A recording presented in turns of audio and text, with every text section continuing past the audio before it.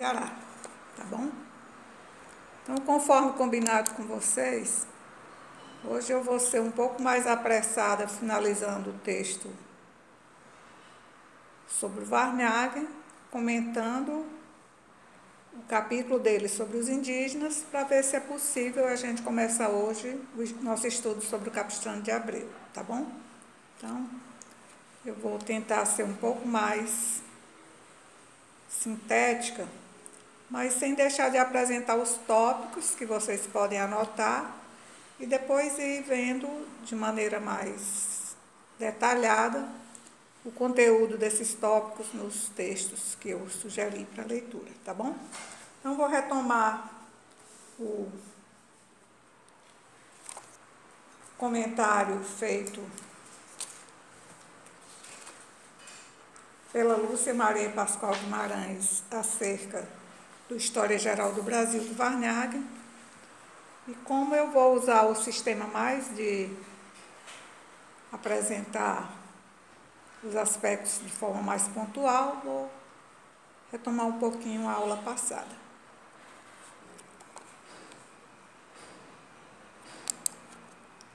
Bom,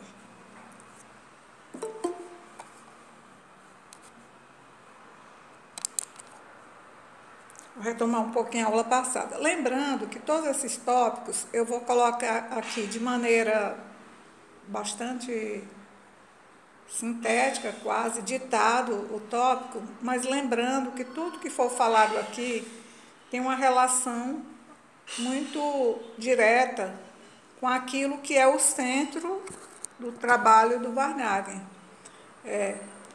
Apresentar o Estado português como origem do Estado brasileiro, o Estado brasileiro como continuidade desse Estado português, a tentativa de colaborar para fortalecer esse Estado, que é evidentemente um Estado monárquico, o modo como ele constrói os elementos para se firmar uma história da nação e a maneira como ele lida com a questão da miscigenação, dando uma dimensão, digamos assim, valorativa maior à herança branca, não só a herança genética, mas, sobretudo, a herança cultural, considerando que, na perspectiva do Varnhagen, o projeto, digamos assim, português é um projeto que se apoia nessa ideia de civilidade e ele lê os naturais da terra como representantes do que seria, digamos assim, a barbárie. Ou seja, ele está dentro mesmo daquela mentalidade setecentista, oitocentista, de que o projeto expansionista europeu é um projeto com uma dimensão civilizacional bastante forte. Seria a justificativa ideológica desse projeto. Então, nesse sentido, quando a Lúcia Pascoal Guimarães vai resumir o livro História Geral do Brasil, ela vai capítulo a capítulo, praticamente, são 54 capítulos, mas ela vai também agrupando o que seriam as temáticas que compõem esse livro e que, devidamente ajustadas, narram essa história, inventam essa história do Brasil nos anos 1850. Aí, aqui eu vou repetir bem rapidamente os temas que a gente discutiu na aula passada, lembrando que o Varnhagen, ele cria uma narrativa, que é uma narrativa que vai se preservar, que vai ser aproveitada pelos outros historiadores, que vai compor um conjunto que vai se perseverar, inclusive, nos livros didáticos durante pelo menos 150 anos. Que temas são esses? São o tema da expansão marítima e comercial, que resulta na descoberta do Brasil, das tensões, especialmente entre Espanha e Portugal, nesse primeiro momento da expansão marítima. Em seguida, ele trata, quando ele apresenta essa conquista do território pela expedição do Pedro Álvares Cabral, ele começa nos capítulos subsequentes a mostrar a terra e os habitantes. Mostrar a terra, naquela exuberância que encantou e deslumbrou os primeiros colonizadores, mas ele vai mostrar já os indígenas a partir dos seus costumes, que é o que nós vamos ver na segunda parte da aula, que ele vai apresentar os indígenas, especialmente analisando o contexto do século XVI e a cultura do século XVI, começo do século XVII, por conta das fontes que ele descobre, que ele traz à luz, que ele analisa, mas ele vai chamar a atenção para os costumes indígenas, sobretudo para realçar aquela polaridade, europeus civilizando, bárbaros americanos necessitando dessa luz trazida pela civilização europeia, especialmente do ponto de vista dos costumes, do ponto de vista da religião, certo? Então ele vai abordar a terra e os habitantes, mas a ênfase maior dele não é nesse aspecto, embora ele tenha sido um grande estudioso dos indígenas, vai ser mesmo no aspecto de apresentar as dimensões institucionais do Estado português e a maneira como essas instituições elas foram se modificando, elas foram sendo criadas para permitir a posse, garantir essa posse e permitir que os portugueses realmente se ancorassem nessa região, que era de direito deles antes mesmo da descoberta nos termos do Varnhagen. Então, ele vai falar das expedições exploradoras, das expedições guarda-costas e vai continuar com aquela criação do aparato institucional a partir das capitanias hereditárias, dos seus capitães, das dificuldades, da divisão dos direitos e deveres, dos fracassos, dos sucessos, dos primeiros capitães e suas lutas, as derrotas, as mortes frente à resistência indígena, etc. Então, ele vai criar esse capítulo das capitanias, mas, em seguida, ele vai apresentar o capítulo do governo geral, que já mostra uma mudança de direção da administração portuguesa em relação a essas terras, em virtude das dificuldades e da falta de amparo aos capitães donatários. Então, ele vai por esses pontos que são pontos clássicos dos livros, especialmente dos livros didáticos, que têm origem aqui no Varnhagen. Varnhagen vai tratar muito dos franceses, porque os franceses foram uma ameaça muito grande no século XVI e parte do século XVII, a própria preservação do domínio português aqui no Brasil. Portanto, nessa História Geral do Brasil, estão apresentadas as circunstâncias da invasão francesa no que seria hoje o Nordeste, Pernambuco, Rio Grande do Norte, Ceará, Maranhão e especialmente os franceses no Rio de Janeiro, né? Daí ele vai também dar alguns elementos para a gente recuperar aquelas lutas que ficaram bastante, digamos, conhecidas e são ainda muito citadas, que são as lutas que envolveram os indígenas e os portugueses e os franceses. Algumas tribos se aliando aos franceses, outras tribos se aliando aos portugueses, e um conflito, digamos assim, muito grande, que vai ter muito espaço na história do Brasil, no Varnhagen e outros, que é aquele conflito da expulsão dos franceses do Rio de Janeiro e, em tempo muito próximo também, a Confederação dos Tambores. Outro aspecto importante na História Geral do Brasil... Professora. Diga, querida. Ô, Jael, senti falta a sua aula passada. Até perguntei. Obrigado, professora. Me desculpe, é que eu não estava me sentindo muito bem, acabei me ausentando. Pois é, a gente sente falta, porque se acostuma com as carinhas aqui, mas fala. Professora, quando o Varnhagen, como é que chama o nome dele, a pronúncia? Não, você falou muito correto, você falou mesmo em alemão, que é, por exemplo, a maneira como o Arno Elg pronuncia, que ele é de origem alemã. Agora, eu não sei falar alemão. Eu falo como quem fala Volkswagen, certo? É Varnhagen, que o G em alemão é G, certo? Assim como o W é V. Então, eu vou aqui alemanizando dentro do possível. E também porque puxa muito para você tentar ser alemão sem ser, mas você pronunciou correto. Agora eu não pronuncio correto não, mas eu sei que eu não gosto do correto. Pronunciei correto errando. Eu sei o correto, mas eu não gosto de pronunciar. Entendo. Mas a minha professora orientadora do mestrado, que era alemã, ela chamava Varnhagen. Então, tá. Certo. Mas cada um chama como quer, ele continua sendo ele. Não se preocupe com isso, Verdade.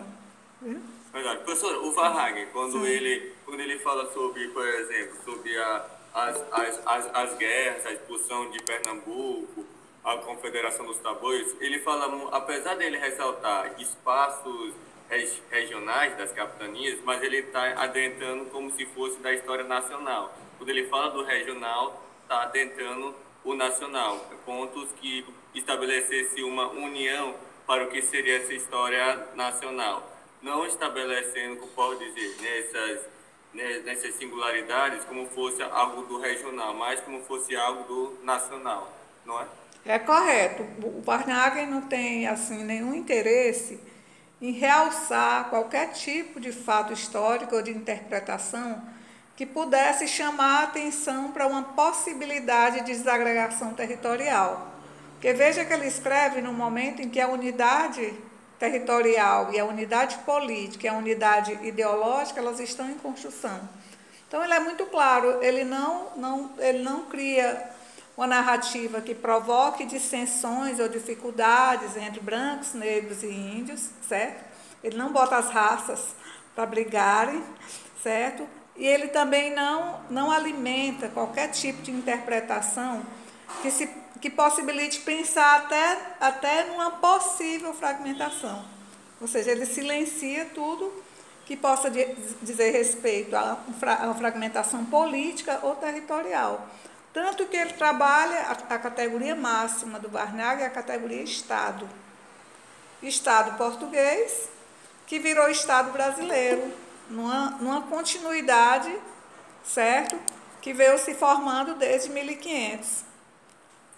Tanto que essa continuidade, a partir dessa categoria Estado, um Estado, digamos assim, que é um Estado que abrange todos os interesses territoriais, ele nem usa essa palavra regional, tudo dele é do ponto de vista de incentivar uma centralização do poder e a unidade territorial.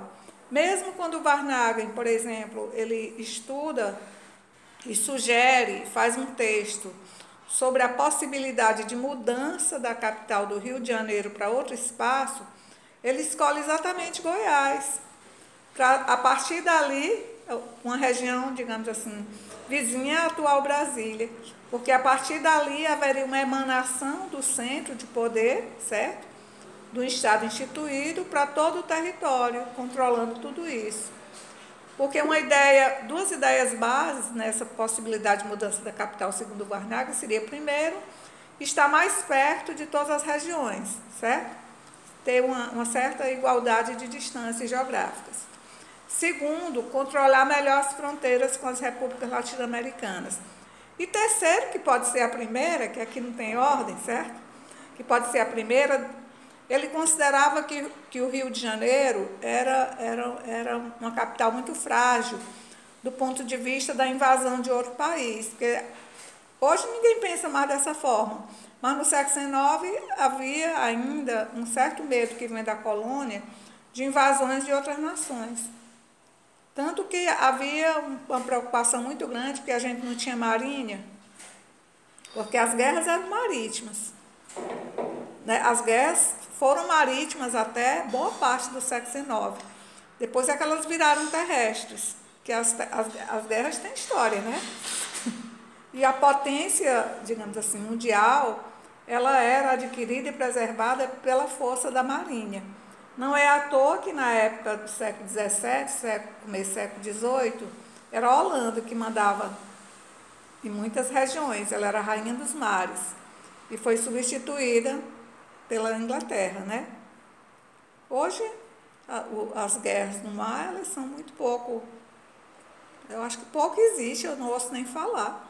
Agora, com essas potências, digamos assim, de bombas tipo o Putin está acabando hoje a Ucrânia, mudou totalmente, né, o perfil da guerra. Você não aponta mais a flecha, né, nem o rifle para ninguém, só na vida todo dia, né? Mas assim, os países não, né? A guerra mudou muito. Mas o Varnhagen é daquela época em que o poder do país era dado pela Marinha, em que a defesa de uma capital litorânea era mais difícil do que uma capital interiorana.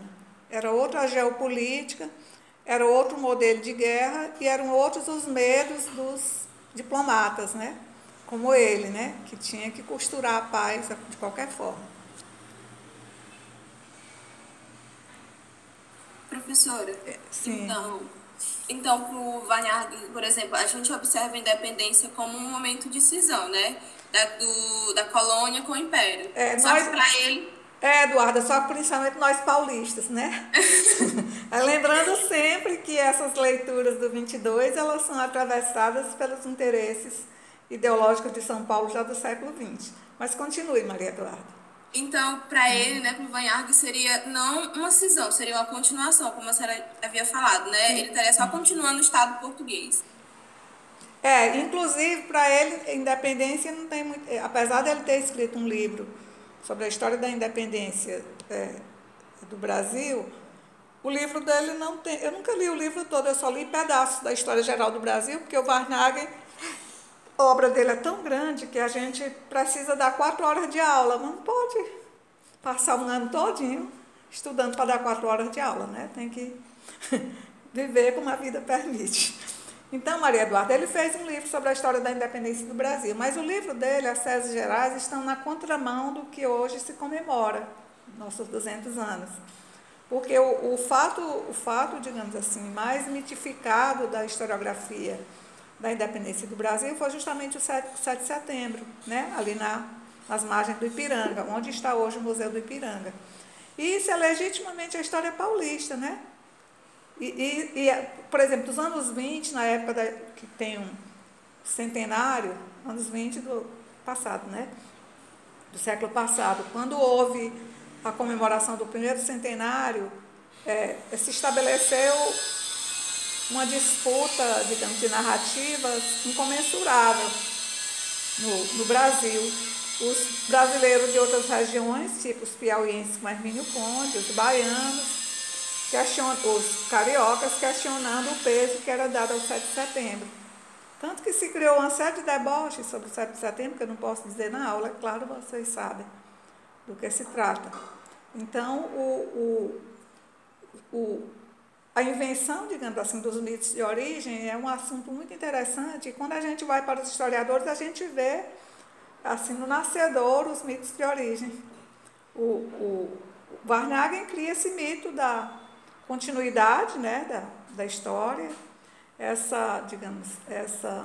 esse estado unitário, esse estado onisciente, onipresente, esse estado quase Deus, que é o estado português, que ele é tão bom, tão generoso, que ele concede a independência.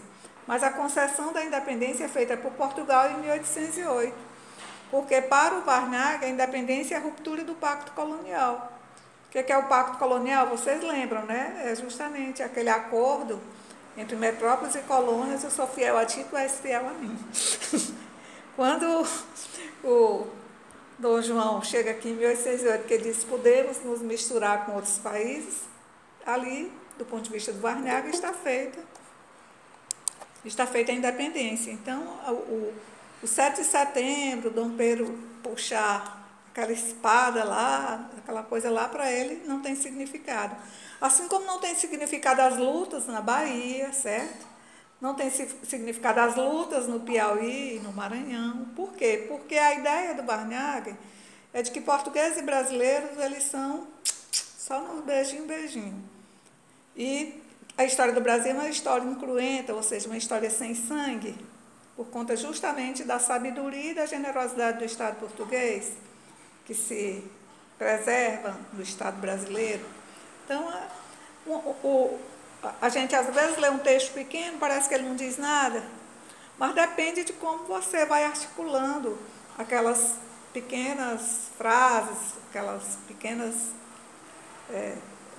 narrativas, há um conjunto maior de narrativas, há uma disputa de narrativas e, sobretudo, há um contexto mais amplo, no caso do século XIX, um contexto de formação, fortalecimento dos estados, de disputa muito grande de interesses econômicos e políticos, e a necessidade para afirmar nos diferentes territórios essa unidade simbólica de narrativas que fossem narrativas conciliadoras. A narrativa do Varnhagen é uma narrativa conciliadora, ele não está querendo fazer confusão, ele está dizendo não vou jogar ninguém contra ninguém não, vou aqui tentar escrever de maneira que fortaleça o sentido de união, não de... Ou seja, ele usava aquilo que era o código principal da diplomacia, certo?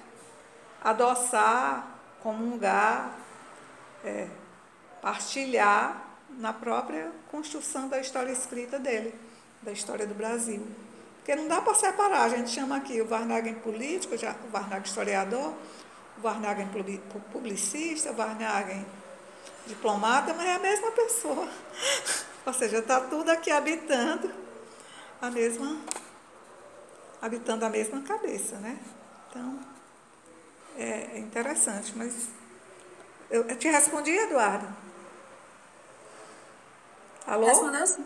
Tá ótimo. Então, vamos para frente. Bom, ele vai falar... Diga, querido. Não estou atrapalhando a senhora não, né? Vocês raciocínio não. Não, assim, essa aula aqui é igual às outras. A única diferença é que a gente não se conhece, certo? Que vocês estão cada um no lugar, às vezes em outra cidade, mas nós vamos nos comportar normal, tá bom? E vai ser como qualquer aula. Tem dia que a gente termina a aula, tem dia que a gente não termina. Tudo bem. O importante é que vocês sejam contemplados nas respostas. E a primeira regra é essa. A aula é para o aluno, não é para mim, certo? Então, eu estou à disposição de vocês. Certo. Professor, o Varnhagen, ele não vê a independência como ponto de decisão da história do Brasil, em ser um Estado separado de Portugal, e vê a questão da questão da tendência como se fosse o pacto colonial, tem a ver também com a própria questão da identidade nacional, que está sendo construída no século XIX, no Brasil, ter fortes laços com o poder monárquico. Afinal, o processo de independência teve a continuidade com a dinastia reinante. Então, Varnhagen não queria também causar um certo impasse com a questão da própria monarquia portuguesa, né? No caso, os braganças.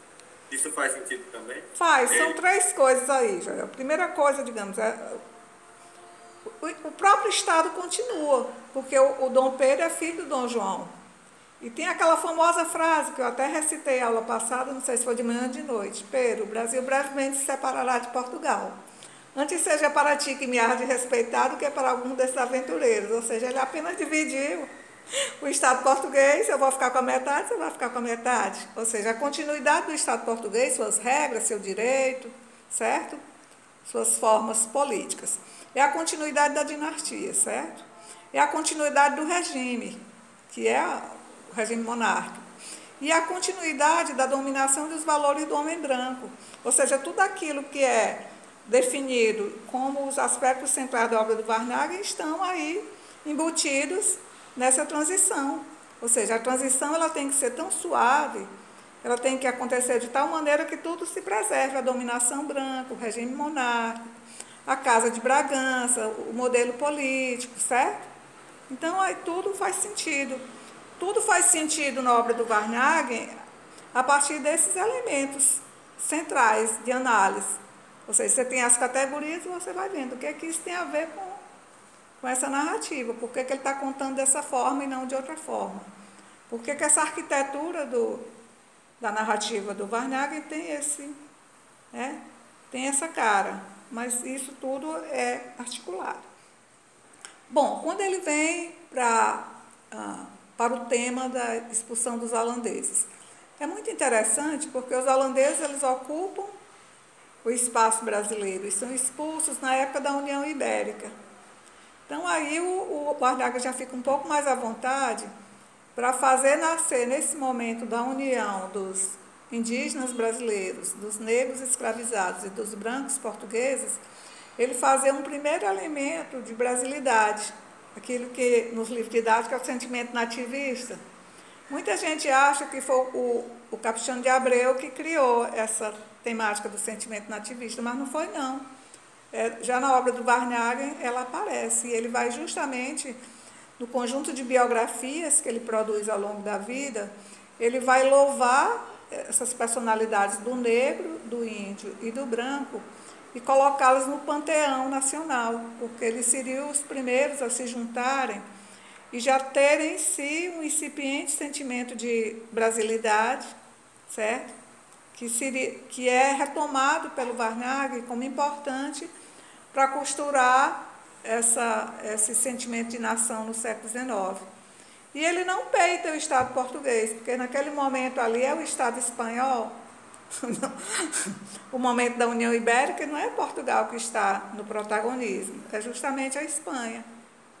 E isso vai ser um elemento importante também para se firmar a separação de Portugal da Espanha aí em 1640. Então, às vezes o Varnhagen não diz tudo, a gente tem que ir, digamos, trazendo os elementos de espécies da obra para montar uma explicação. Mas ele vai criando isso, e as invasões holandesas para ele tem principalmente esse sentido de lembrar que a economia açucareira é metade portuguesa, metade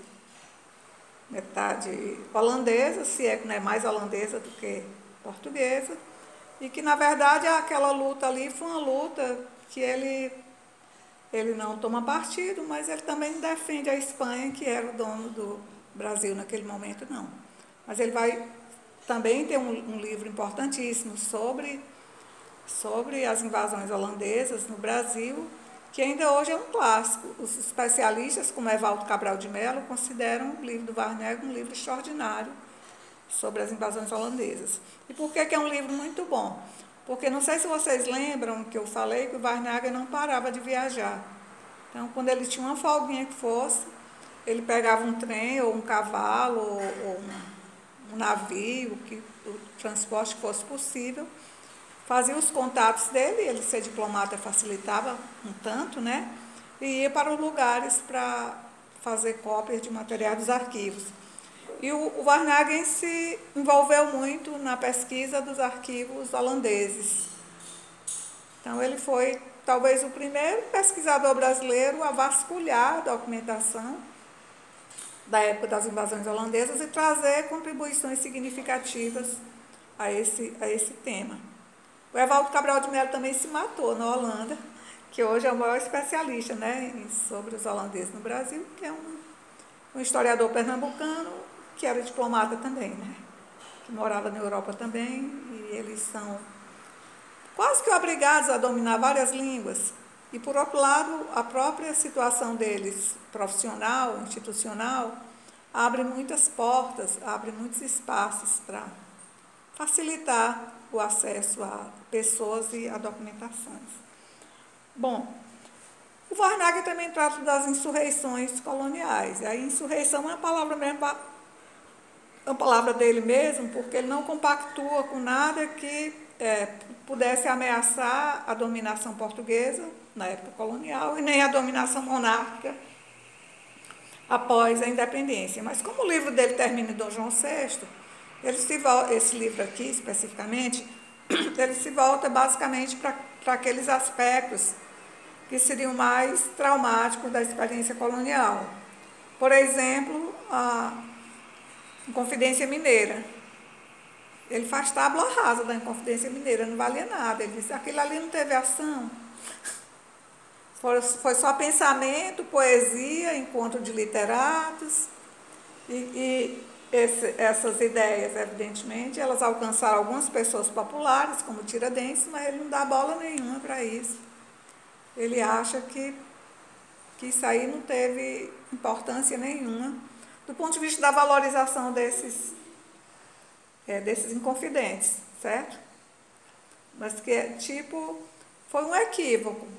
mas que o governo português conseguiu conciliar muito rapidamente por causa da fraqueza desses próprios postulantes da Inconfidência Mineira. Então, ele desvaloriza muito a ação, a atuação e, de uma certa maneira, ele justifica o fato do Estado português ser reprimido, esse movimento.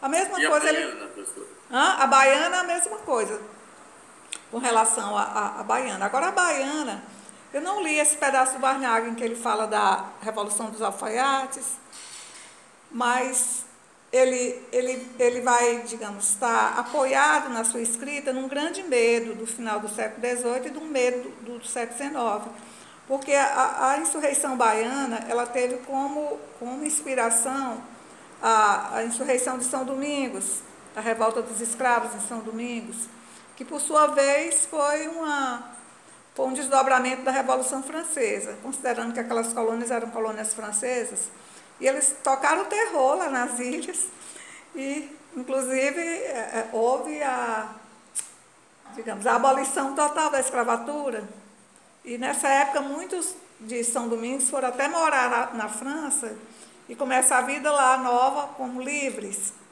Vou dar até um exemplo aqui, eu vou fazer um rodapé, mas eu gosto desse rodapé, mas não vou demorar nele não.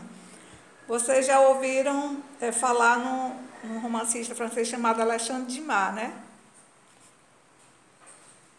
Dumas, aqui no Brasil tem o negócio do Dumas, não é Alexandre Dumas. Sim, professor. O Dumas. Pois bem, ele é neto de escravos. Ele é originário de São Domingos e é um mulato. Ele é neto de um nobre francês com uma escrava de São Domingos. E é uma história muito interessante. Pouca gente sabe que o Dumas era negro dentro da maneira de chamar negro da época, que voltou, né? Que é de agora também. E que ele passou muitas dificuldades. Ele e o Dumas filho, eles vieram branquear agora, porque eles foram casando com mulheres muito brancas, da Rússia, não sei da onde, da Polônia. Agora que eles branquearam o Dumas, mas eles foram negros no século XIX, derivados dessas famílias de São Domingos. Então, essas revoltas de escravos do final do século XVIII, que se inspiraram na Revolução Francesa, elas eram muito temidas pelos estados, inclusive pelo Estado português. E o Varnhagen, ele não abençoa de forma nenhuma esse tipo de postura, não. Ele acha o Estado benevolente, o Estado digamos assim, a política portuguesa é uma política para o Varnhagen que não merecia essas contestações. E aí ele se apoia naquilo que o Estado estava trazendo. O Estado estava sendo muito capaz de trazer a ordem, a lei, certo? A religião, a civilidade, que era essa a função do Estado. Porque o Varnhagen é muito preocupado com a questão, digamos, econômica, social, exportações, estatísticas, mas ele não vê isso num marco nem remotamente marxista, não. Ele é um liberal, ele acha que essa forma de organização econômica é a forma mesmo mais perfeita que já pôde acontecer no mundo ocidental. A Inglaterra era mais capaz, era mais rica, certo? Que vendia mais, que lucrava mais. E os outros correndo atrás de virar a Inglaterra, que era o sonho, que era a crença do século XIX. Então não adianta a gente querer procurar revolução no Varnhagen, nem revolucionário. Quando ele usa a palavra comunista, ele usa, mas não gosta, só acusa alguém. Porque lembra que em 1848 já tem muitos escritos comunistas, começando pelos escritos do Marx, né? Aí nos anos 1840. E ele conhecia, mas não compartilhava, porque aquilo ali era como se fosse uma continuidade do modelo, né, conflituoso, né? Jacobinista, né? Também porque, digamos, o lado mais radical da Revolução. Então, ele não acompanhava, ele era iluminista do ponto de vista das letras, dos valores, dos costumes, das sociabilidades, mas ele não era radical, revolucionário, de forma nenhuma. E nem ele diz que é, e nem engana ninguém. Ele é um político, digamos assim, enquanto escritor, conservador e monarquista. Conservador e monarquista era quase toda a Europa na época. A Europa do século XIX, ela é quase toda ainda. São monarquias, são impérios, são casas reinantes. Os dominantes são os nobres. Isso se quebra a partir de 1870, mas se quebra mesmo ao redor da Primeira Guerra Mundial. É quando os impérios, as monarquias, os reinados, ou seja, aquela etiqueta antigo regime deixa de preponderar e tem a dominação republicana. Basta ir país a país para ver quando é que a República foi instaurada e quando é que a República, digamos, caiu e voltou um império, ou seja, é só pegar e ir um a um fazendo esse desenho dos regimes. Mas o regime, digamos assim, o antigo regime no século XIX ainda é a forma política mais aceita, mais legítima. Onde acontece república, acontece com muitos traumas, certo? Bom, então ele fala das insurreições coloniais, mas ele toca com muita vontade na questão das fronteiras e dos limites. E aí o Varnhagen está em solo próprio, porque ele, como diplomata, como pesquisador, assim, de documentação que pudesse nos favorecer na expansão territorial, ele merece nota 10. Porque o Varnhagen era uma figura, assim, pessoalmente interessante. Eu não gosto de fazer muito esse negócio da psicologia do autor, não. Eu acho que até irresponsável, às vezes, a pessoa ficar... Nem conheceu, nem sabe, nem é psiquiatra, não é psicóloga, fazendo... Não gosto muito, não. Mas vou chamar a atenção aqui para um aspecto relacionado a essa questão das fronteiras e limites que muitos autores destacam. É que o Varnhagen, quando ele chegava aqui no Brasil, ele era um pouquinho exibicionista, ele gostava de aparecer bem para Dom Pedro, de ter assim, um certo aplauso em torno dele. Mas ele, como diplomata, ele era muito discreto. Ele se fazia de morto, certo? Porque ele não gostava muito de festa, ele era obrigado a ir, mas porque naquela época a diplomacia era mais a vida pública, você encontrar não tinha negócio de mandar e-mail, essas coisas, né? Então você tinha que encontrar mesmo com as pessoas, nos espaços, sondar, saber as fofocas. E o Varnhagen não gostava muito disso. E como ele era o tempo todo pesquisador escondido de documentos para justificar as demandas brasileiras da expansão de fronteiras, ele trabalhava bem caladinho. Então, o trabalho dele como diplomata, em boa medida, era um trabalho também para assessorar o Estado do ponto de vista de garantir a posse de territórios. Então, ele era discreto como diplomata, como embaixador, porque ele fazia 2 trabalhos, ele fazia aquela encenação até uma certa hora da tarde, e depois ele ia para os arquivos caçar coisas que pudessem colaborar para que o Brasil tivesse seu território garantido ou expandido. Ele ia criar formas de ir contra o interesse territorial dos outros países também. Então, ele tinha, digamos, várias facetas exercendo essa sua função de diplomata. Mas o Varnhagen ele não trabalhava só com o Estado, não. Ele era muito preocupado com o que seria a identidade do povo brasileiro, para, a partir da compreensão desses aspectos comuns da brasilidade, ele formatar uma narrativa que pudesse incentivar essa cola nacional, né? Esse sentimento nacionalista. E ele, desde que ele aborda o século XVI, que ele veio tentando apresentar o que seria a sociedade brasileira nas diferentes épocas. Então, quando ele trabalha no século XVI e XVII, ele chama muita atenção para o que seria a vida cotidiana tanto das pessoas comuns, como dos grupos mais elevados, porque ele quer realçar o quanto a cultura portuguesa ela apesar de que os portugueses tiveram que se indianizar para sobreviver nas primeiras décadas, nos primeiros séculos, ao mesmo tempo eles conseguiram manter o que seria características próprias da civilidade europeia e da civilidade portuguesa. Os rituais católicos, os rituais de casamento, de batismo, o exercício da religião, os costumes, digamos assim, do ponto de vista da aparência física, das roupas, dos sapatos, das festas de Natal, de Ano Novo, etc. Então, ele diz, em que pese para a própria sobrevivência física dos portugueses e dos franceses também, que aqui era lotado de francês, né?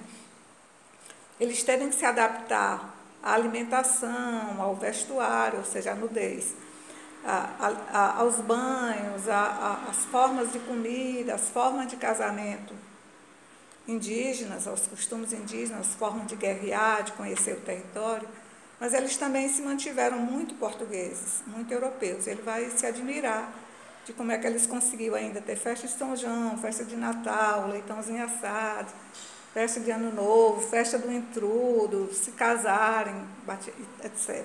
Então ele vai chamar... Professora? Diga. O Verhagen, ele era muito preocupado com a questão dos pontos de união da identidade desses povos, por exemplo, da preservação desses costumes que foram fundidos, tanto dos portugueses, dos indígenas, quanto dos africanos, né? Essa preocupação dessa união desses costumes. E como é aí que vem a tese dele da cultura europeia se superou no sentido dela ter se preservado, né? Sim, não. Primeiro, enquanto historiador, o Varnhagen, ninguém fala muito sobre isso, mas ele talvez seja o primeiro a lidar, assim, narrativamente com o hibridismo cultural. Ou seja, porque ele mostrou ali na adaptação branca aos costumes indígenas as primeiras formas de hibridismo cultural, certo? Apesar desse hibridismo, esse hibridismo é importante para ele, porque vai mostrar que está se criando a brasilidade, certo? Aqui está se criando a cultura brasileira. Mas imediatamente, ele vai dizer, mas essa cultura brasileira é uma cultura que ela preserva a herança portuguesa, ou seja, os portugueses conseguiram trazer a sua cultura para cá, e essa cultura tem que se preservar. Porque ele não louva o hibridismo, ele diz que é uma necessidade de sobrevivência.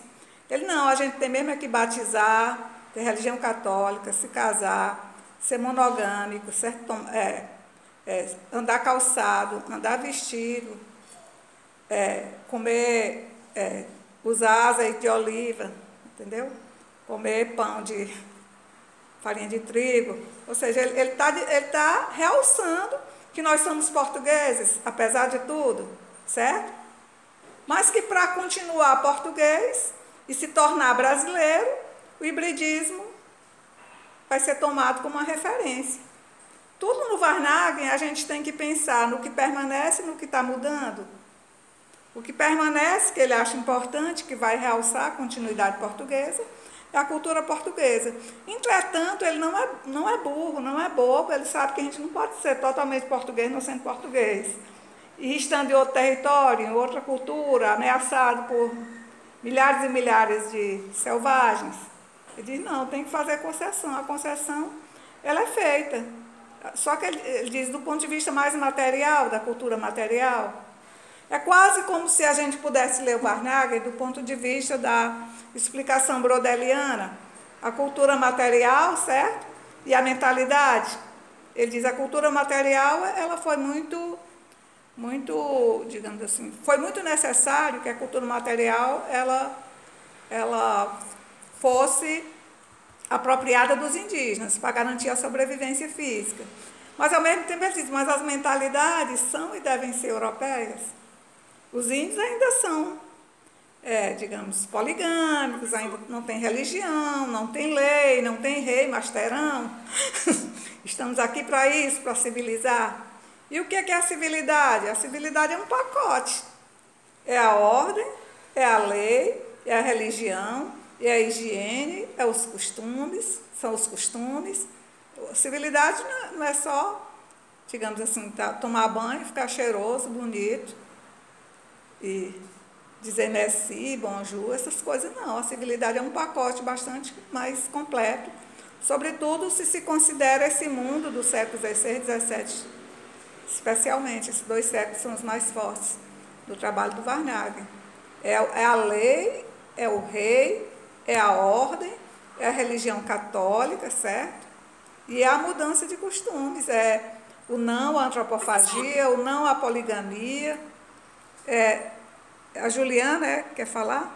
Quem quer? Alguém falou. O Paulo Neto. Pode falar, Paulo. Eu percebo muito esses traços dele no texto que a senhora passou, das opiniões dele sobre os indígenas, ao defender uma mentalidade mais europeia, permanente uma cultura ainda mais europeia, ao mesmo tempo que esses historiadores e os românticos eles também colocam como um símbolo da nacionalidade o índio, mas ao mesmo tempo que permanece bastante europeu, quando ele diz, além dele dizer que de acordo com as teorias, os indígenas americanos são descendentes de povos do Mediterrâneo, ou seja, que vieram da Europa no final, todo mundo na verdade é europeu, ele também diz que, pelo que eu percebo na escrita dele, como se fosse mais fácil de domesticar esses índios, como se esses índios, esses indígenas pudessem vir a ser europeus, é diferente do que eles fazem, por exemplo, com o caso dos africanos escravizados, que simplesmente eles ignoram esse passado escravocrata e de barbárie, mas eles enxergam nos indígenas a possibilidade de transformar eles em europeus, deles voltarem a ser europeus, já que eles disseram que eram descendentes, como se fossem descendentes. Paulo. João Vitor, quer falar? Só dizer, certo, é engraçado também como o próprio Varnhagen, ele entende, mesmo na perspectiva que o Paulo estava falando, ele não consegue conceber, por exemplo, o ritual da antropofagia como algo típico do pessoal, das populações nativas. Ele entende mais como uma relação de ódio, meio que simbolizando um pensamento já europeu. Não conseguiam conceber algo próprio deles, mas como um desdobramento de algo mais universal, que é o ódio que eles também perpassavam. Vou comentar 2 coisas. Primeiro, comentar, Paulo, em relação à questão indigenista, há muitas posições, mas vamos nos fixar aqui no caso do Varnhagen. O Varnhagen, ele advoga que digamos assim, o brasileiro mesmo, ele vai ser chamado o branco europeu, mas esse branco europeu, ele resultará dessa mistura dos indígenas que estão aqui com os portugueses, especialmente, que nos colonizaram. Entretanto, ele vai realçar as facilidades mesmo desse reencontro. E você foi muito feliz na sua leitura do texto. É um reencontro. Por quê? Porque o Varnhagen trabalha com a hipótese de que os indígenas da região seriam, digamos, brancos, que com milhões, milhares e milhares de anos aqui teriam, digamos, levado muito sol. Mas originalmente eram brancos, eram da Ásia Menor, eram do norte do Egito, eram cários, eram povos brancos desgarrados que tinham chegado aqui há milhares e milhares de anos como casualmente, por conta das guerras que marcavam esses territórios europeus que ficam mais ali do lado da Ásia. Então, no fundo, a hipótese dele somos todos brancos, uns pegaram mais sol, outros menos. Mas quando a gente se mistura, e ele diz logo, na primeira geração de mistura de brancos com índios, pode até ser que ainda tenha alguma coisinha da genética indígena na feição da pessoa, mas lá pela segunda mistura, todo mundo já é branco mesmo. E qual é a esperança dele? É que em poucas gerações, se essa mistura fosse intensificada, os brasileiros iam ficando brancos. Não eram brancos do jeito dos alemães, ou dos suíços, ou dos suecos, mas eram brancos, era um povo branco europeu. Era o brasileiro, digamos assim, branco, que é uma das ideias mestras da obra História Geral do Brasil, do Varnhagen. Então, ele advoga isso mesmo. Isso aí está correto. Ele ainda diz mais, Paulo, ele diz que esses indígenas, esses tupis que foram encontrados aqui em 1500, certo? Que estão nessa encenação da história do Brasil nos séculos subsequentes, eles eram povos que já tinham destruído aqueles brancos iniciais. Preste atenção lá no texto que ele diz isso. essa camada de tupis, elas tinham invadido o território brasileiro há milhares e milhares de anos e tinham dizimado as populações nativas. As populações nativas originais eram aquelas brancas que vieram da Ásia Menor. Então, o que é que ele diz lá, assim, até um pouco vingança maligna no final do texto? Ele diz assim: chegaria um dia que eles tinham que pagar pelos pecados dele. Quem veio fazer com que eles pagassem as suas culpas? Os portugueses. Ele coloca os portugueses como a terceira camada, digamos, de habitantes aqui. Primeiro uma camada branca, cária, certo? Do que veio nas épocas mais antigas, da Guerra de Troia. Ele traz até o mito de Troia para justificar essa branquidade inicial. Depois veio outra camada que dizimou a primeira, e vieram os portugueses para vingar seus irmãos brancos lá da primeira geração de colonizadores. Ele bota praticamente um sanduíche de raças, sendo que os portugueses vêm vingar aqueles primeiros que foram destruídos pelos tupiniquins. Ele faz mais ou menos essa arquitetura. Com relação à observação do João Vitor, está corretíssima, João Vitor. O que o Varnhagen diz quando ele trata dos indígenas? Ele diz o seguinte: eles não eram assim tão animais, eles eram bárbaros, mas nem tanto. Ou seja, tem jeito para eles, a selvageria deles é contornável. É contornável pelo ensino religioso, certo? Que é uma dimensão da civilidade, está dentro daquele pacote que eu falei da civilidade, por um lado, mas por outro ele está realçando e está se introduzindo numa discussão que marcou muito os primeiros séculos da colonização americana, é que muitos achavam que os povos, digamos assim, mais primitivos, eles não tinham nem alma. Eles eram praticamente animais, africanos e indígenas. E ele está dizendo, não, eles têm alma sim, eles são pessoas. Eles são seres humanos como nós, atrasados e bárbaros, precisando de nós para civilizá-los. Mas eles têm sentimentos elevados. Elevados, assim, porque sai da animalidade, né? Porque os sentimentos sejam elevados. Qual é esse sentimento, digamos assim, mais importante que vai mostrar que eles são pessoas? O ódio e a vingança.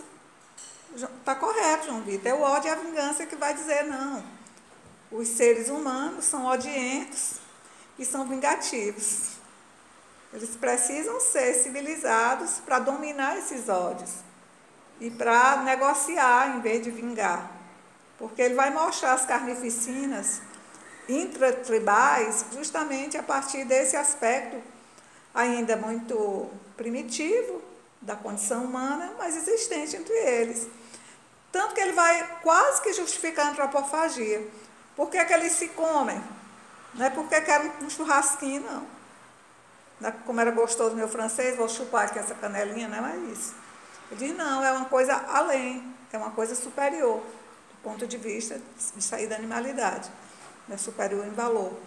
Superior por quê? É porque eles acreditavam que, comendo aquele valoroso antagonista, as qualidades de coragem, de força, elas eram introduzidas com o alimento. Então, todo mundo comia um pedacinho daquele que ia tosquiado, porque aquilo ali seria uma forma de absorver as qualidades positivas daquele guerreiro.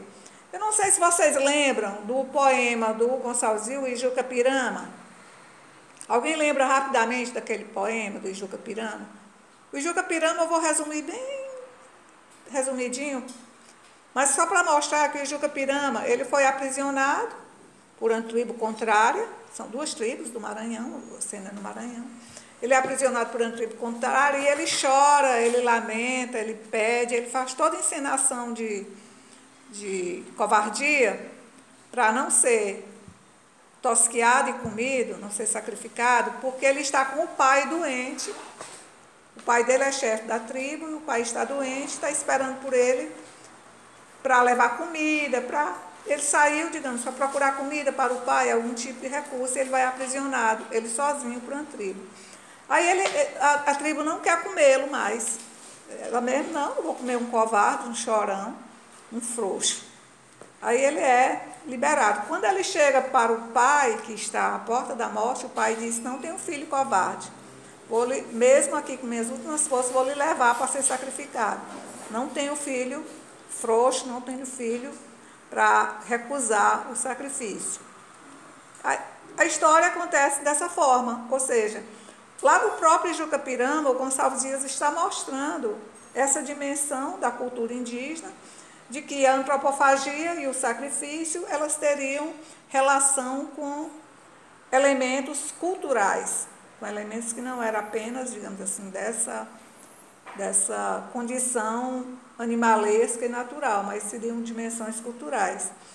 Quando vocês saírem da aula, olhem só assim, resumozinho do Ijucapirama, para vocês terem uma ideia de como a literatura ela se apropriou dessas características da cultura indígena do século XVI e XVII, e ela vai criando aí, no caso do Gonçalves Dias, está criando um índio, no Ijucapirama, é um herói indígena, né? E depois tem o resto da história que eu nem me lembro, mas só interessa para vocês esse pedacinho. Bom, então voltando. O Varnhagen se interessa pelos costumes portugueses, que têm que ser implantados, preservados, difundidos, valorados e tornados dominantes. Ele também se preocupa com o hibridismo, que ele vai mostrar uma forma de adaptação portuguesa necessária para poder, é um certo heroísmo também, para poder permanecer aqui. O exemplo que eu acho mais interessante é aquele do João Ramalho.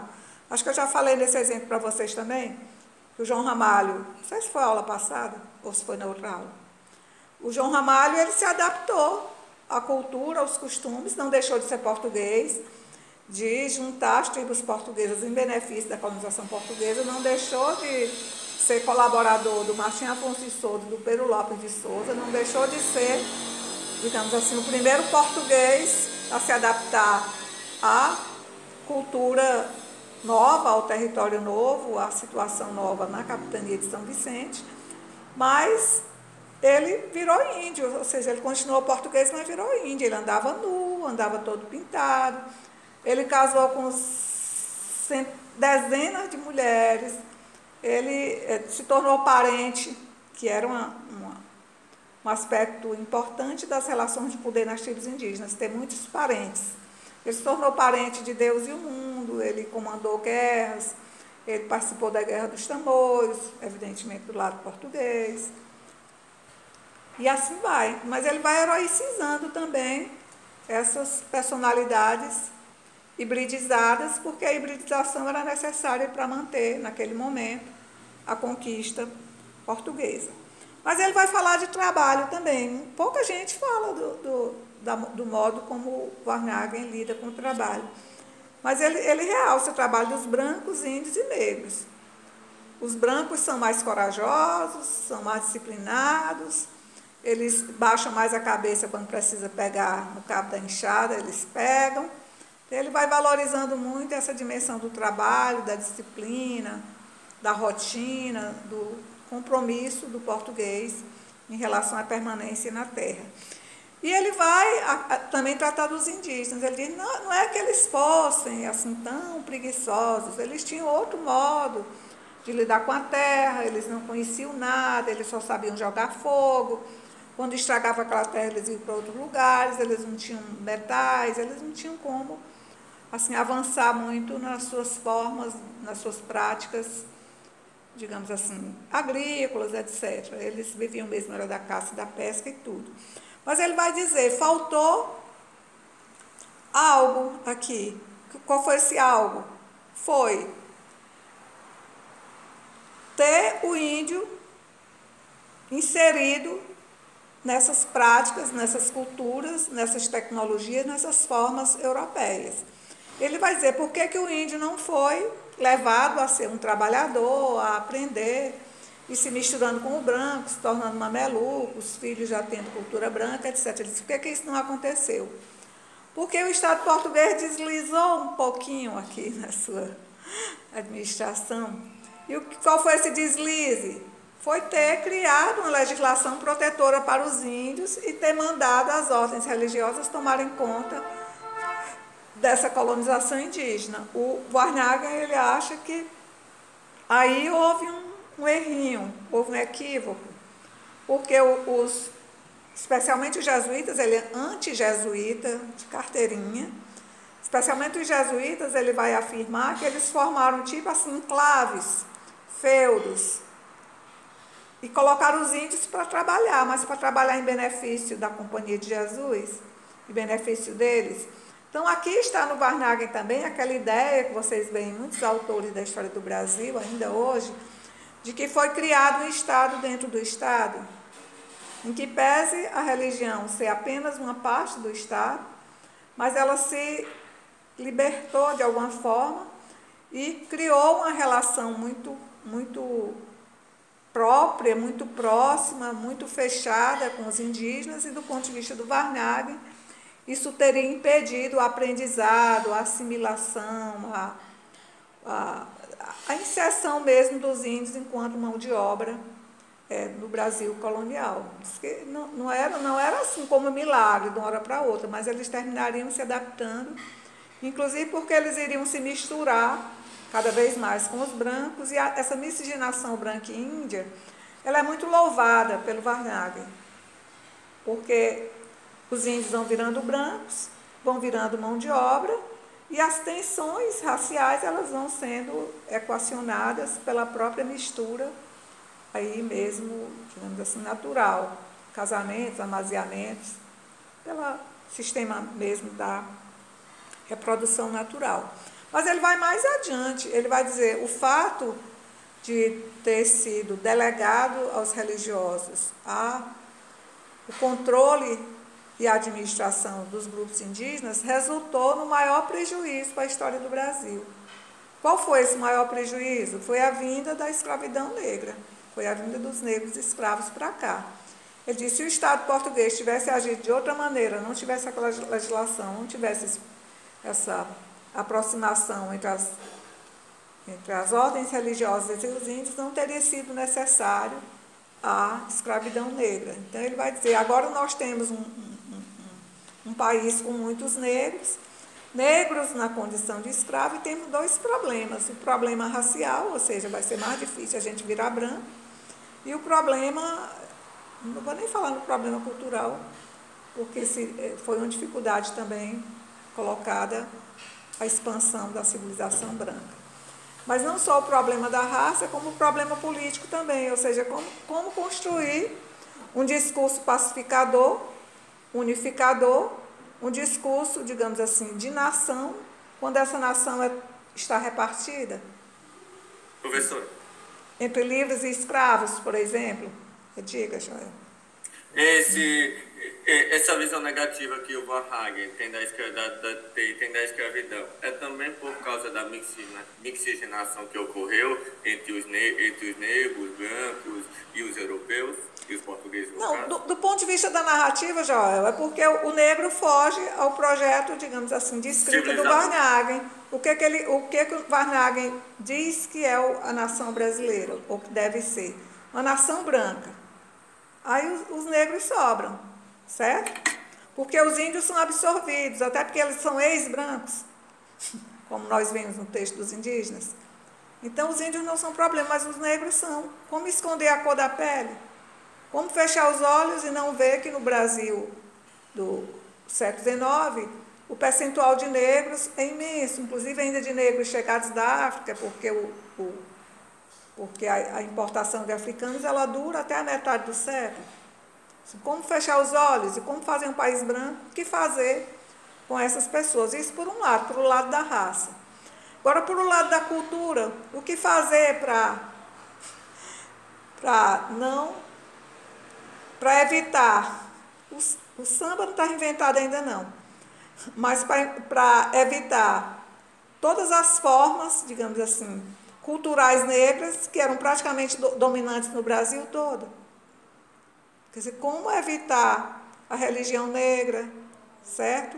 As práticas negras, como evitar os encontros, as danças, os rituais, digamos assim, de magia, como evitar uma sexualidade que era tida como muito livre, dentro do padrão monogâmico e de casamento religioso. A cultura negra, ela conflita em todos os pontos com o que era o projeto de Brasil do século XIX. É um Brasil branco, um Brasil monárquico, um Brasil de religião católica apostólica romana, um Brasil de costumes europeus, de sexualidade contida, de casamentos monogâmicos, de mulheres virgens. Ou seja, porque tanto a raça como a cultura negra colocavam dificuldades na construção desse projeto de nação que aí colocado na narrativa do Varnhagen. Então, ele não pode fazer nada, que ele não pode mandar matar os negros e nem exportar de volta para... E a escrita dele não é agressiva para nenhuma raça, é uma escrita diplomática. Mas, ao mesmo tempo, ele lamenta. Ele lamenta e diz, a culpa é dos jesuítas, certo? A culpa é do Estado português através da política jesuítica, porque aí também a gente tem que ver um aspecto dessa narrativa do século XIX, é que já é uma narrativa laica. Ou seja, a narrativa em si, ela já não é no campo do sagrado, é no campo do humano, são as pessoas humanas, suas práticas, suas escolhas, seus erros, seus acertos que fazem a história. Então, ele vai tirar muito essa prevalência da igreja, definindo as práticas do Estado. Então, ele vai dizer, não, aqui houve um erro. A igreja, ou seja, os interesses da religião, eles se sobrepuseram aos interesses do Estado. E ele não aceita isso. Ele é um historiador laico, ele é católico apostólico romano, mas ele coloca o Estado, ou seja, o pacto entre os cidadãos, essa instância pública acima dessa dimensão religiosa que está mais ligada às questões do privado. Porque, a partir da segunda metade do século XIX, as histórias são laicas, certo? São histórias que são contadas a partir das ações humanas, mas não há prevalência das escolhas religiosas e não há, digamos assim, o pecado divino apoiar, ancorando ou dando elementos para a narrativa que está sendo construída, não. Já é história mesmo dos homens, para os homens, pelos homens, certo? Deus está um pouquinho afastado disso. O livro do Varnhagen, ele termina em 1808, mas um pouquinho antes de 22. Acho que ele ainda fala um pouquinho sobre a Revolução do Porto, mas ele não aborda a independência do Brasil nesse livro. Ele fica mais ou menos aí até a política e a saída de Dom João. E ele fecha com a vinda da corte, que ele considera aí, que é o momento realmente da independência, e os últimos capítulos são sobre a intelectualidade da colônia, que é bem interessante também, porque coloca aí o Varnhagen também nessa perspectiva de ser um dos primeiros historiadores da chamada hoje história intelectual. E como é que ele vê esses intelectuais, esses letrados do início do século XX, desse momento aí da independência do Brasil? Ele vê que no Brasil atuam dois tipos de intelectuais.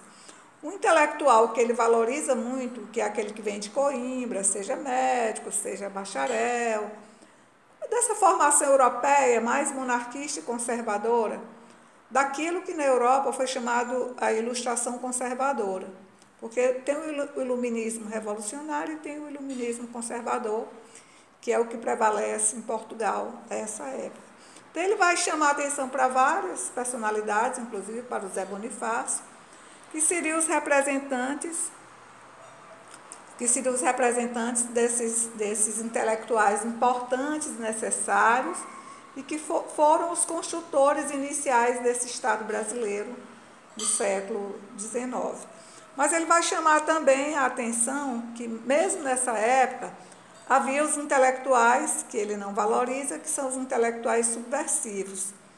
O que eram esses intelectuais subversivos? Eram aqueles que pensavam, que divulgavam, que procuravam ter uma atuação seguindo os modelos revolucionários. Então, ele tem essas duas categorias. Quando ele analisa, por exemplo, lá, um pouco atrás, a Inconfidência Mineira, ele vai mostrar que aqueles intelectuais eles eram mais subversivos, eram mais dentro dessa categoria de subversivo. E ele fecha o livro com o que seria esse panorama cultural mais geral do Brasil no final do século XVIII e começo do século XX. É muito curioso, quando a gente chegar mais adiante no curso, vocês vão perceber isso e eu vou comentar. E se eu não comentar, vocês me cobrem. O Capistrano de Abreu, no capítulo História Colonial, ele termina também nessa mesma temporalidade. Só colônia mesmo, ele termina no início do século XIX. Mas quando a gente vai lá para o Caio Prado Júnior, Formação do Brasil Contemporâneo, curiosamente ele também faz a mesma coisa. Ele faz o livro ali só até o final do século XVIII. E é outra perspectiva, que é a perspectiva marxista, mas também, de uma certa maneira, relendo esses temas que foram eleitos como os temas principais do Varnhagen, aqui no História Geral do Brasil. Então, se a gente pegar o sumário do História Geral do Brasil, o sumário do capítulo História Colonial e o sumário do Formação do Brasil Contemporâneo do Caio Prado Júnior, a gente vê que tem uma estrutura para essa narrativa de Brasil, que ela está colocada desde o século XIX. Quando a gente vai ler os conteúdos são distintos, as teses são distintas. Geralmente o historiador procura se contrapor ao outro, mas a estrutura ela não se modifica tanto, não, a partir do Varnhagen, tá bom? Varnhagen, só para sair desse ponto e ir lá para os índios, ele foi muito sacrificado como historiador. Foi muito esculhambado, desculpe a palavra, mas ele não está mais assim, tão por baixo, não. Eu descobri ontem à noite, nem ouvi toda, porque a audição tá ruim, mas eu vou mandar para vocês depois da aula. Eu descobri uma entrevista de eu diria que é o segundo maior estudioso do Varnhagen aqui no Brasil, que é o professor Arno Elling, que ele foi da UERJ, foi do Federal do Rio de Janeiro, foi presidente do IHGB até há muito pouco tempo. Ele veio aqui em Teresina há pouco tempo, no departamento, dar uma palestra. Ele era presidente do IHGB, acho que tem uns 4 anos. E ele deu uma entrevista sobre o Varnhagen, que eu vou passar para vocês. Tenham paciência, porque a audição está muito ruim, mas é maravilhosa. Eu fiquei muito encantada com a entrevista eu só vi até a metade, não vi toda, não deu tempo. Mas eu vou passar para vocês, tá bom?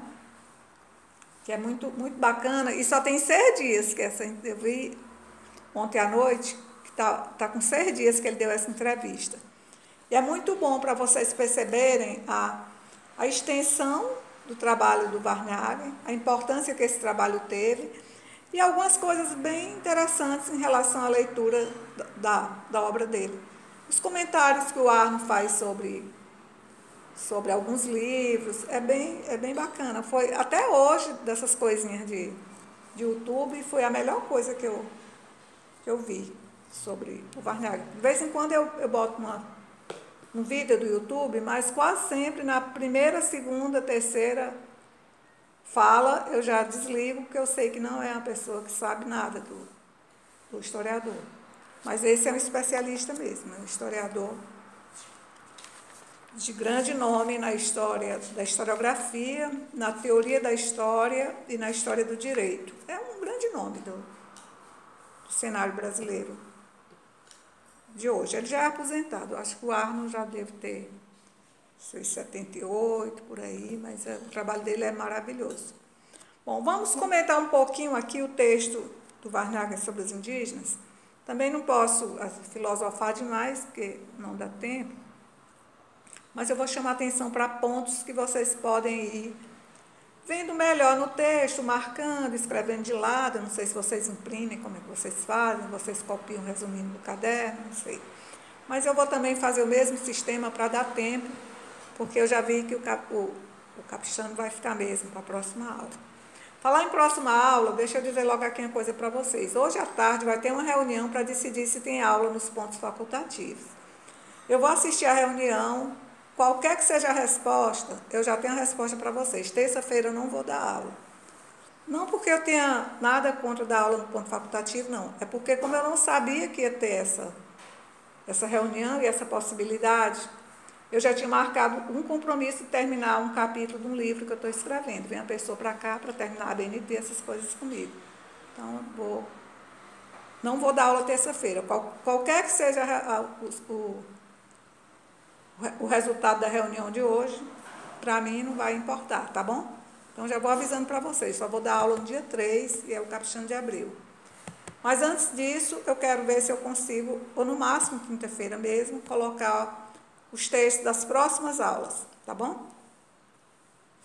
Bom, então voltando aqui para o Varnhagen.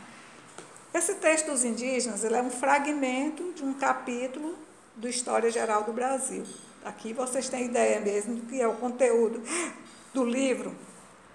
E isso aqui aparece logo no início do livro, por conta daquela crítica que o Varnhagen recebeu dos membros do IHGB, de que ele tinha começado com Portugal, com Pedro Álvares Cabral, não sei o quê, que era muito lógico, dentro da ideia do Varnhagen de que é o Estado português que nos cria, que nos conduz, certo? Nós nascemos de lá.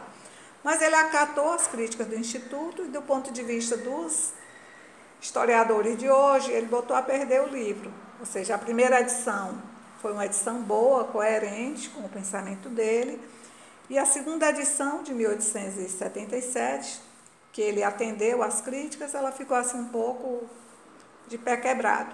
Mas para nós aqui não interessa, não, porque nenhum de nós talvez vá ser especializado exclusivamente na obra do Varnhagen.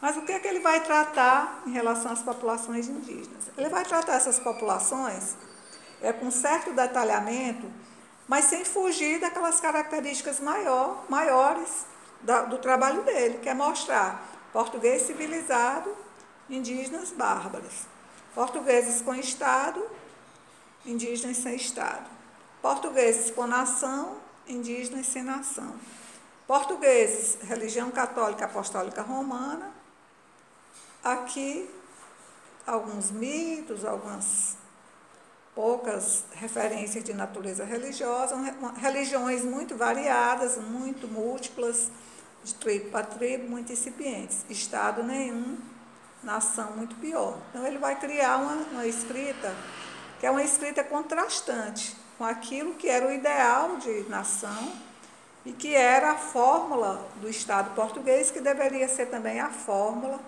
do Estado brasileiro. E ele vai começar mostrando a natureza, os locais onde no caso aqui ele chama todos de tupis, né? Aí a gente pegar, por exemplo, a história ali de São Paulo para o Rio de Janeiro, os tupis são divididos em dois grandes grupos, tupiniquins e tupinambás, né? Nós somos tupi. A população é toda, digamos, de uma mesma origem, tem a mesma nomeação, todos são tupis. E o que marca essa presença é a sua quase ausência, ou seja, a densidade demográfica é quase nenhuma, ou seja, há um mundo de natureza para uma quantidade muito pequena de habitantes, que são os habitantes nativos. Então, ele vai chutar aí a densidade demográfica muito baixa e vai dizer que, em que pese essa densidade baixa, os grupos serem pequenos, eles se marcam pelas guerras de extermínio. Tanto que ele chega a dizer que se os portugueses não tivessem chegado aqui, os nativos iam se matar entre si de tal maneira que a terra ia ficar despovoada. Então, ele já dá um voo para o futuro, dizendo que se não fosse a interferência civilizacional portuguesa, os indígenas, eles próprios, seriam capazes de se extinguirem, por conta dessas lutas, dessas guerras de extermínio entre si.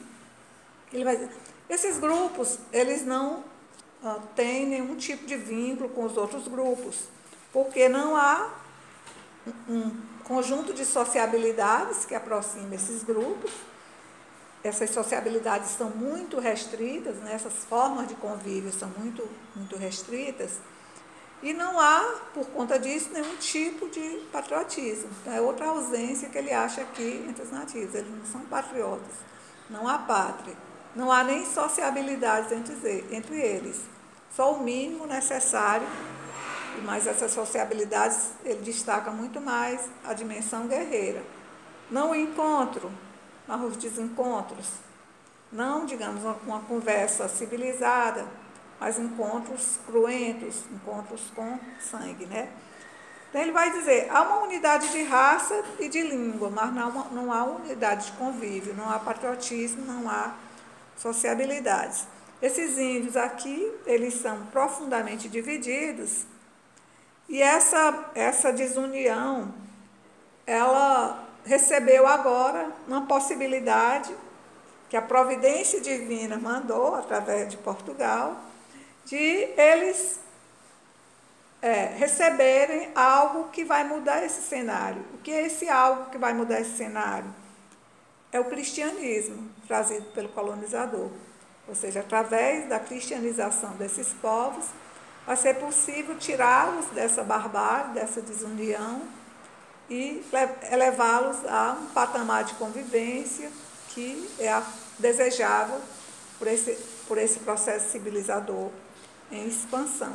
Então, para ele, Portugal, em aqui chegando, vai tirar esses indígenas do estado de barbárie e do estado de atraso e elevá-los à condição de entes históricos. Ou seja, eles vão começar a ser sujeitos da história. No momento em que Portugal aqui chega, traz esse projeto cristianizador e civilizacional, ele vai suprir as faltas dessas tribos e vai trazê-los à condição de históricos.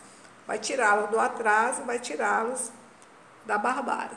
Então, ele já coloca aí o projeto colonizador, como ele era pensado em relação aos indígenas e como esse processo seria benéfico a esses indígenas, levando-os para a história. Isso é um ponto. Outro ponto, ele vai passar para os corpos. Ele vai fazer uma história do corpo, que é uma coisa também muito atual. Ele vai se fixar no corpo das índias e no corpo dos índios. É bem interessante isso, porque ele acha as índias mais ou menos, mas ele está muito longe de compactuar com aquelas leituras dos primeiros viajantes, dos pares, dos franceses, dos portugueses, que se encantavam com a nudez, com a beleza, com a juventude, com, digamos, a graça dos corpos das índias, especialmente das jovens. Ele diz, algumas pessoas dizem que tem o rostinho menor, mais fino, alguns dizem que são belezas, mas ele é bem interessante na narrativa que ele não entra para dizer eu compartilho, não. Ele diz, não, dizem que eram bonitas, como quem diz assim, essa beleza indígena, ela não me apetece. Ele não toma parte, não compartilha assim, dessas avaliações em relação à beleza. Ele compartilha mais em relação à saúde, acha limpos, saudáveis, o que é muito civilizado, né? Limpos, saudáveis, etc. Com relação aos homens, ele vai acabar com os homens. Ele vai dizer, são, digamos assim, comum, ordinário não é nome feio aqui não, é comum, parecidos, tem saúde, tem uma altura boa, tem um corpo bom, de início são, digamos assim, agradáveis e saudáveis. Mas ele vai dizer, enquanto as mulheres, de uma certa maneira, elas preservam seus corpos, os homens os mutilam, os desfiguram, com pinturas, com cortes, com adereços, com todo tipo de interferência no corpo que vai deixá-los, eu vou aqui até brincar, apavoríveis, do ponto de vista da avaliação que o Varnhagen faz desses corpos.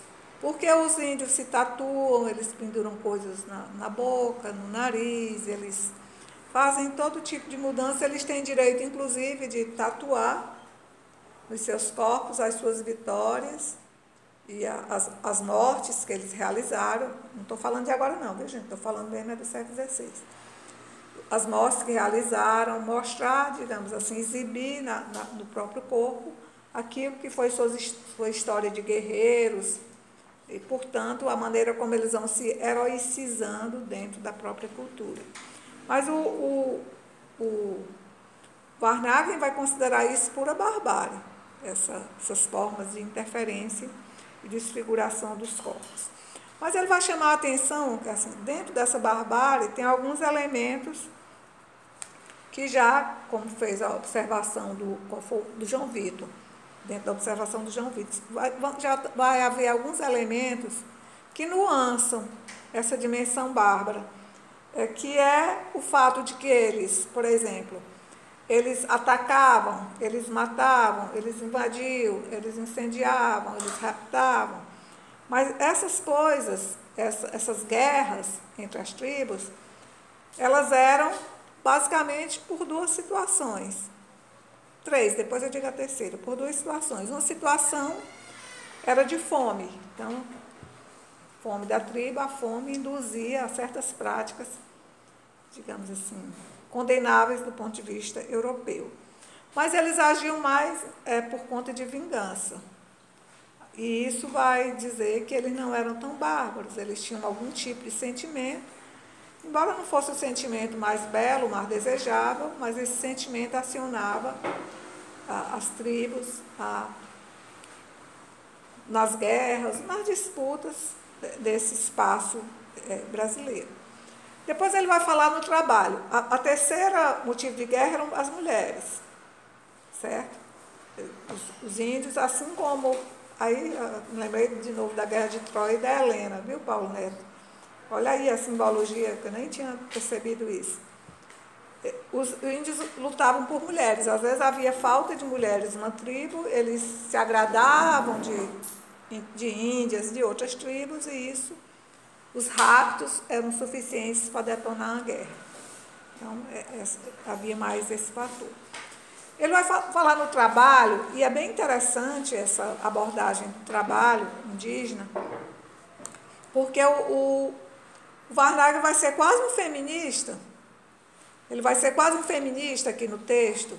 Ele vai dizer, os homens trabalham, eles fazem a guerra, eles caçam, eles pescam, eles derrubam, digamos assim, as árvores maiores e tocam fogo. Depois eles vão para a rede descansar, porque o resto tudo é feito pelas mulheres. As mulheres plantam, aí eles alegam que a mulher, o lado feminino, se entende melhor com a terra.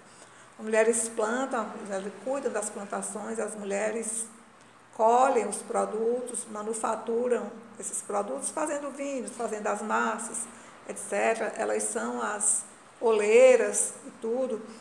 Elas fabricam todos os utensílios caseiros, as redes, as roupas precárias e tudo. Elas cuidam das aves, cuidam dos animais. As mulheres são um pouco mais que escravas dos seus companheiros, mas não é companheiro monogâmico, não. Das tribos, elas são um pouco mais que escravas. Elas não têm direitos. Elas não têm direito nem a ser mães, porque elas são consideradas sacos. Enquanto o filho está dentro do saco, há essa relação. Quando o filho sai, o filho é do pai, não é filho da mãe, certo? É filho do pai, e o pai é obedecido, os tios são obedecidos. Ou seja, diz, a mulher também não manda. Ela trabalha, ela não tem direitos, ela não tem o amor dos seus filhos. Porque os filhos obedecem, são filhos dos pais. E eles obedecem ao lado masculino da família. Ele está dizendo, é uma família que tem algum traço patriarcal, em que as mulheres, em que pese serem as trabalhadoras, elas são trabalhadoras escravas. Então é interessante ver os muitos momentos em que o Varnhagen trata a questão do trabalho no interior das sociedades indígenas. Quer dizer que era assim? Não sei. Quer dizer que o Varnhagen lia assim, dentro do que era a cultura burguesa dele, ele era muito aparentado com nobres, era o filho do engenheiro, era das classes elevadas, estudou em colégio de nobre. Já no momento em que os valores burgueses eram muito acentuados na Europa e viveu sempre praticamente em grandes capitais, ele via a cultura indígena com esses olhos europeus, olhos burgueses, olhos, digamos assim, em que revelavam a reconfiguração dos valores na Europa com o peso da família nuclear, com o valor que a mulher passa a adquirir como mãe, com aquilo que era o que a gente chamou de as amenidades. Por mais que o Varnhagen não fosse rico, mas ele vivia com conforto. Ele já dispunha das amenidades do século XIX na sua vida cotidiana. Então, aqui ele está chamando a atenção para esses pontos de dureza da vida das indígenas. Com relação à guerra, ele vai tratar da guerra também. A guerra, ela é comandada por alguém, mas ela não é decidida. E aí eu achei muito interessante, porque ele coloca a tribo decidindo as guerras, e a gente lembra, vocês já fizeram antiga, né, da Ágora Romana. Parece que está aquela grande praça, todos os cidadãos estão ali, embora tenha alguns que não dão palpite, mas na Grécia era assim também. Ele mostra, digamos assim, essas reuniões das tribos para decidir, esses conselhos, para decidir se havia ou não a guerra. Diz toda a comunidade é convocada. Quando uma decisão dessa natureza, que é uma decisão séria, tem que ser tomada. E essa decisão tomada, o chefe da guerra é o mais forte guerreiro. Porque ele diz, não é hereditário, não é uma escolha aleatória, é o mais forte, o que é considerado o mais forte, o mais ousado, o mais atrevido, o mais corajoso. Vou até dizer aqui, aquele que mais a tribo inimiga deseja comer, né, fazer o ritual com ele, aquele será o chefe da guerra. E a guerra, digamos, acontecendo, todos estão envolvidos, ou seja, não tem condescendência, não. A guerra entrou, todo mundo participa de alguma maneira. Diz, quais são os sentidos das guerras? São a escravização, ou seja, tribos escravizando outras tribos, eram das formas que eles encontravam de ter mão de obra, trazer índios escravizados, trazer mulheres para aumentar o plantel de mulheres, mas também, e não sei se o que pesa mais, desejos de vingança. Ou seja, aquele ódio, aí João Vitor, que era aquele sentimento que tirava da barbárie, mas é também um alimentador da barbárie. O ódio vai fazer com que as vinganças sejam buscadas, portanto, as guerras acontecem por vingança. Depois ele vai falar em aspectos que seriam mais próximos da vida comum. Por exemplo, a relação com a terra. Ele diz, não há relação de propriedade, nem com a terra, nem com nada. Nem há noção de roubo, tudo é de todo mundo. São sociedades, são, digamos, grupos comunistas, socialistas, comunistas nesse sentido mesmo de que tudo é comum. Ele vai chamar a atenção para essa não existência desses valores europeus muito já marcados pela propriedade. Aqui não, aqui há uma comungada dos bens que é comum a toda a tribo, eles não têm confusão por conta disso. Com relação aos rituais, aprisionados os inimigos, as vinganças são malignas, são vinganças, digamos assim, executadas com o primor de violência possível dentro das suas respectivas culturas. Então, o ódio ao inimigo ele tem que ser reiterado, ele tem que ser apresentado, e esse ódio, digamos, o ritual principal de demonstração é o ritual antropofágico, claro, nem todas as tribos eram antropófagas, e com um sentido simbólico, aquele sentido que eu já falei.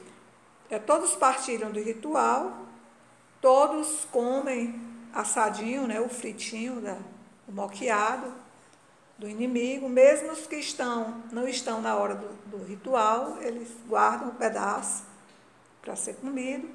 E quando as caveiras ficam sem carne, eles colocam nas estacas, fazendo a espécie de contorno da tribo com as estacas dos inimigos, que seria uma forma, digamos, de criar o medo dos antagonistas. Olha aí o tanto de inimigo que já foi passado aqui. Entretanto, assim, eles fazem todas as formas que eles acreditam que aquele inimigo, ele nunca mais poderá, digamos, fazer nada, porque ele foi totalmente consumido, suas qualidades inseridas na tribo vencedora. Ele foi, digamos, a caveira dele está ali separada, exposta, e num certo tempo eles quebram a caveira todinha. Não deixam nem a caveira, eles quebram também numa forma de ritual. Nunca mais aquele ali vai assombrar aquela tribo. Mas do ponto de vista deles mesmos, eles têm sentimentos, sim. É só a gente procurar observar. E esses sentimentos, por exemplo, podem ser percebidos no respeito que eles têm às sepulturas deles próprios. Ele vai falar naquele processo de enterramento nos potes. São Raimundo Nonato a gente ainda vê muito, né? De vez em quando tem exposição dos potes com os corpos indígenas. Então, ele vai mostrar que eles são enterrados com rituais, e esses rituais são respeitados. E aqueles espaços, que seriam espaços cemiteriais indígenas, eles também são respeitados. Bom, como a gente está chegando mais para o fim, vou ser um pouco mais rápido e chamar a atenção para os aspectos gerais dessa leitura que vão emendar esse capítulo com outros aspectos que nós já trabalhamos. Quando o Varnhagen fala da violência, da guerra, digamos, da posição subordinada das mulheres, dos rituais antropofágicos, ele está chamando a atenção para o que ele considera o estado selvagem. Por que ele configura isso como estado selvagem? Para justificar a interferência benéfica necessária do Estado português. Civilizado, religioso, ordenado, com lei, certo? Então, ele vai chamar a atenção para essa selvageria. E ele diz que essa selvageria indígena, ela é incompatível com as delícias da vida doméstica. Por quê? Porque ele também chama a atenção para as casas. As casas, às vezes, a tribo inteira, que são pequenas, elas moram no mesmo espaço, não tem divisória, todo mundo está junto e misturado, tudo do ponto de vista do Varnhagen, que é um europeu, que mora em casa já separada, que tem quarto, que tem sala, certo? Que tem sofá, que tem cortina, que tem adornos. Ele diz que esse tipo de vida é incompatível com a felicidade doméstica, com o afeto familiar, com o convívio íntimo, porque o Varnhagen já é um burguês do século XIX. Família nuclear, pai, mãe e filhos, casa, digamos, para a família, um certo luxo, intimidade, privacidade, sexo não explícito, separado dos interesses da família, criança que já existe e tem que ser educada separadamente dos adultos. Ou seja, ele já tem toda uma ideia de família burguesa, que ele sente muita pena, porque os índios não têm nada disso, eles não sabem o que é esse conforto, essa privacidade, esse aconchego de uma família. O Arquilei, que eu não tinha lido. O Medo do Carro da Revolução, com certeza. Joel, polêmica dele com... Quem é o ele aqui, Joel? Da lista de Dumas. Sim. Não sabia dessa polêmica. Ele inclusive, Joel, ele digamos, eu vou dizer o que o Lima Barreto disse dele mesmo. sou negro, sem disfarce à vista de todos. Isso é uma frase do Lima Barreto dizendo sobre ele, certo? O Alexandre Dumas é negro, sem disfarce à vista de todos. Basta você olhar. Não tem como branquear. Negro é um modo de dizer, é porque está na moda. Mas ele é um mulato, né? A gente vê mesmo um mulato, inclusive com todos os traços negros mais acentuados, cabelo encaracolado, nariz muito pronunciado, ou seja, não tem como ele passar por branco de jeito nenhum. E inclusive o filho dele, o Dumas filho, também tem os traços negros. E eles sofreram muito bullying, eles tiveram sofrimentos enormes em Paris, que eles foram morar em Paris, né? Porque eles eram de uma situação financeira boa, metade de origem nobre, e estudavam nos melhores colégios. E lá eles comiam o pão que o diabo amassou, porque eles conflitavam muito com o modelo branco, né? E das grandes famílias, das grandes escolas parisienses onde eles estudaram. Vamos ver aqui outro. Até o século XIX a República ainda era muito estranha, porque a República estava colada aos ideais iluministas da Revolução. A República era quase a Revolução encarnada, ou seja, em carne, né? Materializada. Você vê mesmo aqui no Brasil, aqui no Piauí, em 1868 e 70, o escândalo da fundação do Partido Republicano, e no Piauí o escândalo da Caldas, né? 1870, que é a época da Comuna de Paris, da Revolução Franco-Alemã, das unificações da Itália e tudo, ou seja, é um momento de muita ebulição, e república significa revolução. É quase que sinônimo de revolução. Verdade. E não poderia ser de outra forma, Joel. É eurocêntrica mesmo. Ele é branco, branco mesmo. Ele é europeu, europeu mesmo, entendeu? Ele é de classes elevadas, ele é mesmo. Ele tem uma cultura, ao mesmo tempo, nobre e burguesa, e é mesmo, é diplomata. Não poderia ele falar.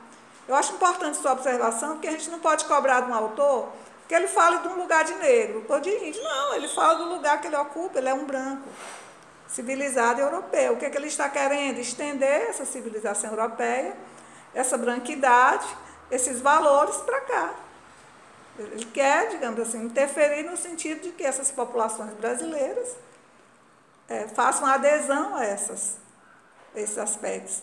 Vou tentar ser branco, vou tentar ser civilizado, vou ser religioso, católico, apostólico, romano. Não é calvinista nem protestante, nada disso, não. É religião católica, apostólica, romana. Aqui é muito clara essa definição.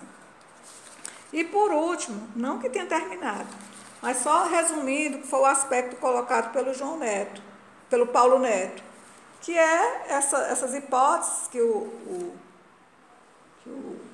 com que o Varnhagen trabalha, de que nós, na verdade, nosso lado índio só está um pouco distanciado, mas nós somos mesmo brancos. Eu gosto de fazer brincadeira e dizer, pegamos muito sol, né? Então, ficamos morenos, pegamos muito sol. Mas do ponto de vista dele, né, uma hipótese, evidentemente, que essa hipótese pode até se sustentar, porque lembrem que na primeira aula eu falei para vocês que eu ia dizer que esse século era da estatística, da etnografia, da arqueologia, do nascimento da sociologia, da psicologia. Lembrem, na primeira aula que eu disse, vocês vão precisar saber quais são as disciplinas que estão sendo acionadas e se desenvolvendo e aparecendo nas escritas. E aí está o Varnhagen arqueólogo, certo? Ele fez uma arqueologia imaginária, evidentemente que ele não cavou nada, mas ele fez uma arqueologia imaginária e nos colocou, digamos, numa tradição de brancos que vieram há milhares de anos para cá, e convenhamos, aqueles brancos ali também não são tão brancos, né?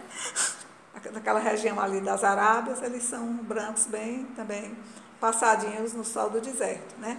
Então, ele faz essa especulação, mas eu estou cada dia mais certa que as especulações, elas têm fundos de verdade. Aí a arqueologia se desenvolve, carbono 14, 50 mil formas de datar. Quando a gente pensa que não, uma coisa que era estabelecida como verdade deixou de ser e aparece outra verdade, né? Pela tecnologia que é aplicada e tal. Eu não sei atualmente de onde nós viemos, não. Porque tem aqui as hipóteses da Nietzsche, tem hipóteses americanas, tem francesas, eu não sei de onde foi que nós viemos. Tá bom? Coitado do Capistrano, ficou para a semana que vem. É um historiador maravilhoso também. Assim, eu quero chamar a atenção para vocês para um pontinho. Toda vez que vocês fizerem a leitura de um texto de historiografia, procurem saber de onde é o autor. Se ele é do Rio Grande do Sul, geralmente ele é neutro, ele não toma partido, nem para cá, nem para lá. Quando é paulista, eles esculhambam com os daqui. Se vocês forem no YouTube, só de brincadeira, olhar, por exemplo, eu andei muito ouvindo os comentários do livro de Iracema, para poder dizer isso para vocês. Quando é um autor paulista, nem quando ele elogia, ele acaba. Certo? Quando é um autor gaúcho, ele fica isento, ele não toma, não expressa assim muito juízo de valor. Quando o autor é daqui, aí, e quando é do Ceará, então, é bem interessante, os discursos são bem vinculados a essas disputas mesmo intelectuais, culturais que vêm do século XIX e que continuam. E que foram acentuadas na semana de 22. Então, não tem nenhum discurso que você não tenha, de alguma maneira, que tentar ver de onde ele vem, de que circunstância e tal.